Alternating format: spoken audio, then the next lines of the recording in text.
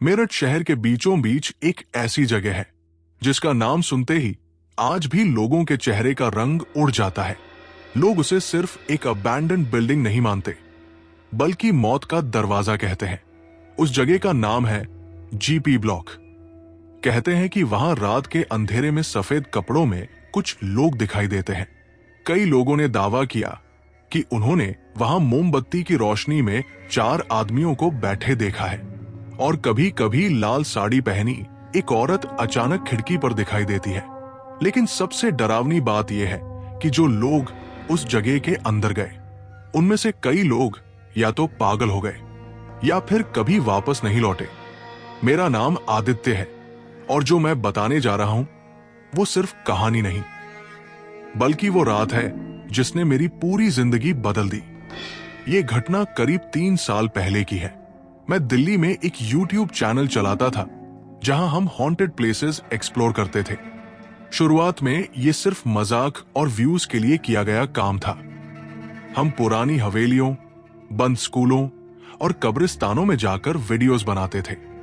लोगों को हमारा कंटेंट पसंद आने लगा, लेकिन सच कहूं, तब तक हमने कभी किसी असली चीज का सामना नहीं किया था। सब कुछ फेक लगता था। फिर एक दिन हमारे चैनल पर लगातार एक ही जगह का नाम आने लगा, जीपी ब्लॉक, मेरठ। लोग कमेंट्स में लिखते थे, अगर हिम्मत है तो जीपी ब्लॉक जाओ, वहां रात में रिकॉर्डिंग करके दिखाओ। और धीरे धीरे हमारे दिमाग में भी उस जगह का डर और क्यूरियोसिटी दोनों बढ़ने लगे। मैंने अपने 3 दोस्तों राहुल, समीर और करण को आइडिया बताया। पहले तो सब एक्साइटेड हुए, आखिर एक हॉन्टेड लोकेशन पर रील हॉरर वीडियो मिल जाए तो चैनल वायरल हो सकता था। लेकिन जब हमने जीपी ब्लॉक के बारे में डिटेल्स पढ़नी शुरू की तो माहौल बदलने लगा। इंटरनेट पर कई आर्टिकल्स थे। कुछ लोगों का दावा था कि वहां रात में 4 आदमी बैठकर शराब पीते दिखाई देते हैं, लेकिन जैसे ही कोई उनके करीब जाता है वो अचानक गायब हो जाते हैं। कुछ ने कहा कि बिल्डिंग की 3री मंजिल की खिड़की पर लाल साड़ी वाली औरत दिखाई देती है। और सबसे अजीब बात, आसपास के लोग रात के बाद उस रास्ते से गुजरना तक पसंद नहीं करते थे। हमने तय किया कि शनिवार की रात वहां जाएंगे। अक्टूबर का महीना था, मौसम में हल्की ठंड शुरू हो चुकी थी। हम रात करीब 11 बजे मेरठ पहुंचे। जीपी ब्लॉक शहर के पुराने हिस्से में था। जैसे जैसे हम उस इलाके के करीब पहुंचे, सड़कें सुनसान होती गई। स्ट्रीट लाइट्स बार बार ब्लिंक कर रही थी। हवा में अजीब सी नमी थी। और सबसे डरावनी बात, पूरा इलाका असामान्य रूप से शांत था, जैसे वहां कोई रहता ही ना हो। करीब 11 मिनट पर हम पहली बार जीपी ब्लॉक के सामने खड़े थे। वो बिल्डिंग देखने में किसी पुरानी सरकारी कॉलोनी जैसी लगती थी। दीवारों पर काई जमी हुई थी, कई खिड़कियां टूटी हुई थी और अंदर घना अंधेरा था। लेकिन पता नहीं क्यों, उसे देखते ही मेरे अंदर बेचैनी शुरू हो गई। ऐसा लग रहा था जैसे कोई हमें ऊपर से देख रहा हो। राहुल ने कैमरा ऑन किया और मजाक में बोला, तो दोस्तों, आज हम इंडिया की सबसे हॉन्टेड जगहों में से एक जीपी ब्लॉक में हैं। लेकिन उसकी आवाज में भी हल्की घबराहट साफ सुनाई दे रही थी। हमने फ्लैशलाइट निकाली और बिल्डिंग के अंदर कदम रखा। अंदर घुसते ही सड़ी हुई बदबू हमारी नाक में भर गई। फर्श पर टूटी हुई शराब की बोतलें पड़ी थी। दीवारों पर अजीब निशान बने हुए थे। ऐसा लग रहा था जैसे सालों से वहां कोई इंसान नहीं आया। लेकिन तभी ऊपर से किसी चीज के गिरने की आवाज आई। धड़ाम। हम सब एकदम रुक गए। समीर ने धीरे से पूछा, कोई और भी है यहां? किसी ने जवाब नहीं दिया। सिर्फ ऊपर से हल्की कदमों की आवाज आ रही थी, टक टक टक, जैसे कोई धीरे धीरे चल रहा हो। करण ने हिम्मत दिखाते हुए कहा, चलो ऊपर देखते हैं। हम धीरे धीरे सीढ़ियां चढ़ने लगे। हर कदम के साथ डर बढ़ता जा रहा था। दूसरी मंजिल पूरी तरह खाली थी। लेकिन जैसे ही हम तीसरी मंजिल के पास पहुंचे, अचानक हवा बहुत ठंडी हो गई। इतनी ठंडी कि मेरे हाथ कांपने लगे। तभी राहुल ने फ्लैशलाइट सामने डाली और हम सबकी सांस रुक गई। सामने कमरे के अंदर 4 आदमी बैठे थे, बिल्कुल चुप। उनके सामने मेज पर मोमबत्ती जल रही थी और ऐसा लग रहा था जैसे वो शराब पी रहे हों। कुछ सेकंड तक हम सब जड़ होकर उन्हें देखते रहे। फिर राहुल ने धीमी आवाज में कहा, भाई प्रैंक होगा शायद। लेकिन तभी उन चारों में से एक आदमी ने धीरे धीरे अपना सिर हमारी तरफ घुमाया।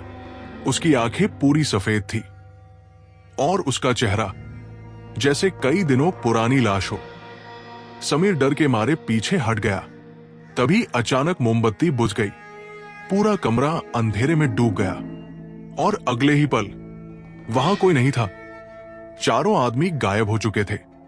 हमारी हालत खराब हो चुकी थी, लेकिन डर अभी शुरू हुआ था, क्योंकि तभी ऊपर वाली मंजिल से किसी औरत के रोने की आवाज आने लगी, धीमी लेकिन बेहद दर्द भरी। करण ने घबराकर कहा, चलो यहां से। लेकिन तभी राहुल बोला, इतनी दूर आए हैं, ऊपर देख लेते हैं। शायद हम सबको अंदर ही अंदर उम्मीद थी कि ये सब किसी प्रैंक का हिस्सा होगा, इसलिए हम चौथी मंजिल की तरफ बढ़ने लगे। मैंने अपने 3 दोस्तों राहुल, समीर और करण को आइडिया बताया। पहले तो सब एक्साइटेड हुए, आखिर एक हॉन्टेड लोकेशन पर रील हॉरर वीडियो मिल जाए तो चैनल वायरल हो सकता था। लेकिन जब हमने जीपी ब्लॉक के बारे में डिटेल्स पढ़नी शुरू की तो माहौल बदलने लगा। इंटरनेट पर कई आर्टिकल्स थे। कुछ लोगों का दावा था कि वहां रात में 4 आदमी बैठकर शराब पीते दिखाई देते हैं, लेकिन जैसे ही कोई उनके करीब जाता है वो अचानक गायब हो जाते हैं। कुछ ने कहा कि बिल्डिंग की 3री मंजिल की खिड़की पर लाल साड़ी वाली औरत दिखाई देती है। और सबसे अजीब बात, आसपास के लोग रात के बाद उस रास्ते से गुजरना तक पसंद नहीं करते थे। हमने तय किया कि शनिवार की रात वहां जाएंगे। अक्टूबर का महीना था, मौसम में हल्की ठंड शुरू हो चुकी थी। हम रात करीब 11 बजे मेरठ पहुंचे। जीपी ब्लॉक शहर के पुराने हिस्से में था। जैसे जैसे हम उस इलाके के करीब पहुंचे, सड़कें सुनसान होती गई। स्ट्रीट लाइट्स बार बार ब्लिंक कर रही थी। हवा में अजीब सी नमी थी और सबसे डरावनी बात, पूरा इलाका असामान्य रूप से शांत था, जैसे वहां कोई रहता ही ना हो। करीब 11 मिनट पर हम पहली बार जीपी ब्लॉक के सामने खड़े थे। वो बिल्डिंग देखने में किसी पुरानी सरकारी कॉलोनी जैसी लगती थी। दीवारों पर काई जमी हुई थी, कई खिड़कियां टूटी हुई थी और अंदर घना अंधेरा था। लेकिन पता नहीं क्यों, उसे देखते ही मेरे अंदर बेचैनी शुरू हो गई। ऐसा लग रहा था जैसे कोई हमें ऊपर से देख रहा हो। राहुल ने कैमरा ऑन किया और मजाक में बोला, तो दोस्तों, आज हम इंडिया की सबसे हॉन्टेड जगहों में से एक जीपी ब्लॉक में हैं। लेकिन उसकी आवाज में भी हल्की घबराहट साफ सुनाई दे रही थी। हमने फ्लैशलाइट निकाली और बिल्डिंग के अंदर कदम रखा। अंदर घुसते ही सड़ी हुई बदबू हमारी नाक में भर गई। फर्श पर टूटी हुई शराब की बोतलें पड़ी थी। दीवारों पर अजीब निशान बने हुए थे। ऐसा लग रहा था जैसे सालों से वहां कोई इंसान नहीं आया। लेकिन तभी ऊपर से किसी चीज के गिरने की आवाज आई, धड़ाम। हम सब एकदम रुक गए। समीर ने धीरे से पूछा, कोई और भी है यहां? किसी ने जवाब नहीं दिया, सिर्फ ऊपर से हल्की कदमों की आवाज आ रही थी, टक टक टक, जैसे कोई धीरे धीरे चल रहा हो। करण ने हिम्मत दिखाते हुए कहा, चलो ऊपर देखते हैं। हम धीरे धीरे सीढ़ियां चढ़ने लगे। हर कदम के साथ डर बढ़ता जा रहा था। दूसरी मंजिल पूरी तरह खाली थी। लेकिन जैसे ही हम तीसरी मंजिल के पास पहुंचे, अचानक हवा बहुत ठंडी हो गई। इतनी ठंडी कि मेरे हाथ कांपने लगे। तभी राहुल ने फ्लैशलाइट सामने डाली और हम सबकी सांस रुक गई। सामने कमरे के अंदर 4 आदमी बैठे थे, बिल्कुल चुप। उनके सामने मेज पर मोमबत्ती जल रही थी और ऐसा लग रहा था जैसे वो शराब पी रहे हों। कुछ सेकंड तक हम सब जड़ होकर उन्हें देखते रहे। फिर राहुल ने धीमी आवाज में कहा, भाई प्रैंक होगा शायद। लेकिन तभी उन चारों में से एक आदमी ने धीरे धीरे अपना सिर हमारी तरफ घुमाया। उसकी आंखें पूरी सफेद थी और उसका चेहरा जैसे कई दिनों पुरानी लाश हो। समीर डर के मारे पीछे हट गया। तभी अचानक मोमबत्ती बुझ गई, पूरा कमरा अंधेरे में डूब गया और अगले ही पल वहां कोई नहीं था। चारों आदमी गायब हो चुके थे। हमारी हालत खराब हो चुकी थी, लेकिन डर अभी शुरू हुआ था, क्योंकि तभी ऊपर वाली मंजिल से किसी औरत के रोने की आवाज आने लगी, धीमी लेकिन बेहद दर्द भरी। करण ने घबराकर कहा, चलो यहां से। लेकिन तभी राहुल बोला, इतनी दूर आए हैं, ऊपर देख लेते हैं। शायद हम सबको अंदर ही अंदर उम्मीद थी कि ये सब किसी प्रैंक का हिस्सा होगा, इसलिए हम चौथी मंजिल की तरफ बढ़ने लगे। ऊपर पहुंचते ही हमें लंबा अंधेरा कॉरिडोर दिखाई दिया। कई दरवाजे टूटे हुए थे, हवा खिड़कियों से सीटी जैसी आवाज कर रही थी और कॉरिडोर के आखिरी छोर पर कोई खड़ा था, लाल साड़ी, लंबे बाल और चेहरा पूरी तरह नीचे झुका हुआ। मेरी रीढ़ में सिहरन दौड़ गई। राहुल ने कैमरा जूम किया। तभी वो औरत धीरे धीरे अपना सिर उठाने लगी। उसकी आंखें पूरी काली थी और उसके होंठ असामान्य तरीके से फटे हुए थे। अगले ही पल कॉरिडोर की सारी खिड़कियां जोर से बंद होने लगी। धड़ाम धड़ाम धड़ाम। समीर चीखा, भागो, और हम चारों नीचे की तरफ दौड़ने लगे। लेकिन जैसे ही हम सीढ़ियों तक पहुंचे, वहां वही चार आदमी खड़े थे, बिल्कुल चुप, सफेद आंखें और उनके चेहरे पर डरावनी मुस्कान। अब हमें समझ आ चुका था, ये इंसान नहीं थे। राहुल ने कैमरा उनकी तरफ घुमाया, लेकिन कैमरा स्क्रीन अपने आप ब्लैक हो गई।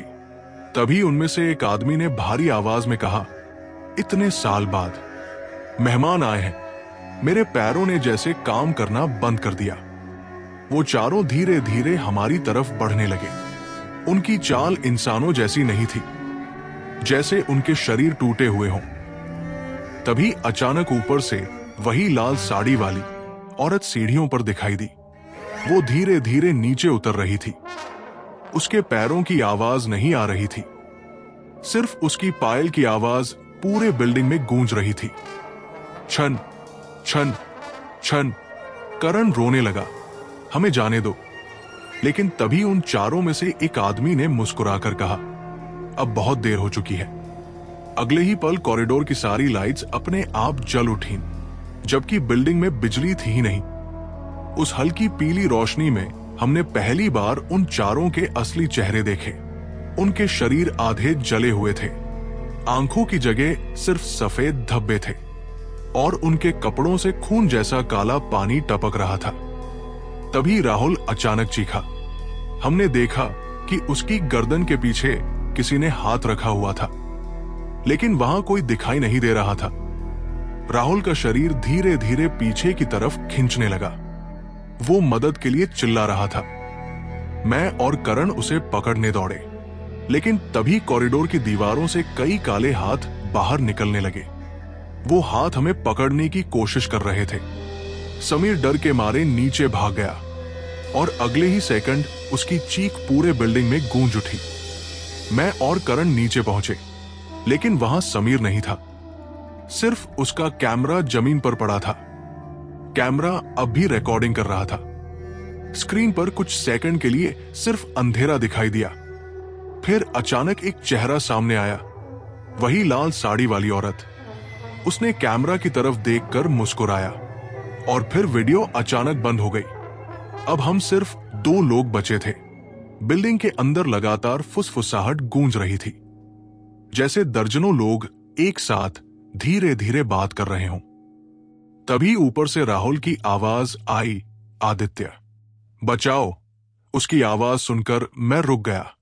करण बोला, मत जा, वो राहुल नहीं है। लेकिन दोस्त की आवाज सुनकर मैं खुद को रोक नहीं पाया।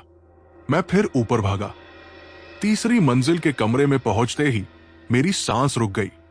राहुल कुर्सी पर बैठा था, बिल्कुल वैसे जैसे पहले वो 4 आदमी बैठे थे।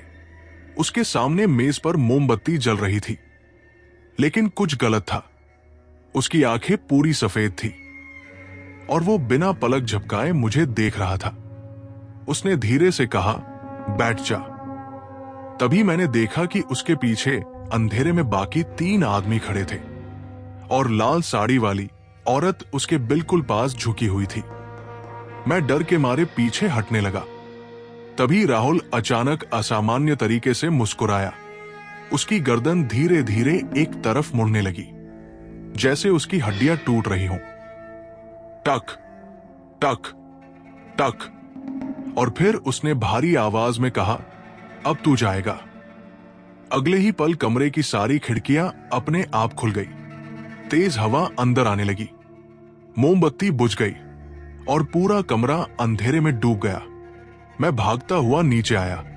करण बाहर की तरफ दौड़ रहा था। हम दोनों किसी तरह बिल्डिंग से बाहर निकले, लेकिन जैसे ही हमने पीछे मुड़कर देखा, तीसरी मंजिल की खिड़की पर राहुल खड़ा था। उसकी आंखें सफेद थी और उसके पीछे वो लाल साड़ी वाली औरत दिखाई दे रही थी। फिर धीरे धीरे दोनों अंधेरे में गायब हो गए। उस रात हम किसी तरह वहां से भागे, पुलिस को सब बताया, लेकिन उन्होंने हमारी बात पर विश्वास नहीं किया। अगले दिन जब पुलिस जीपी ब्लॉक पहुंची तो वहां राहुल और समीर का कोई निशान नहीं मिला। सिर्फ उनका कैमरा मिला और कैमरा की आखिरी रिकॉर्डिंग देखकर पुलिस वालों के भी होश उड़ गए। वीडियो में साफ दिखाई दे रहा था कि कॉरिडोर में कोई इनविजिबल चीज राहुल को खींच रही थी और आखिरी फ्रेम में लाल साड़ी वाली औरत कैमरा के बिल्कुल सामने दिखाई देती है। उस घटना के बाद मैंने कभी हॉन्टेड प्लेसेस एक्सप्लोर नहीं किए, लेकिन कहानी यही खत्म नहीं होती, क्योंकि करीब 6 महीने बाद एक रात मेरे फोन में अननोन नंबर से एक वीडियो आई। वीडियो सिर्फ 10 सेकंड की थी। उसमें जीपी ब्लॉक का वही कमरा दिखाई दे रहा था। मेज पर मोमबत्ती जल रही थी और उसके चारों तरफ अब 5 लोग बैठे थे। 4 सफेद आंखों वाले आदमी और 5वां राहुल। वीडियो के आखिर में उसने कैमरा की तरफ देखकर मुस्कुराया और धीरे से कहा, एक कुर्सी अभी भी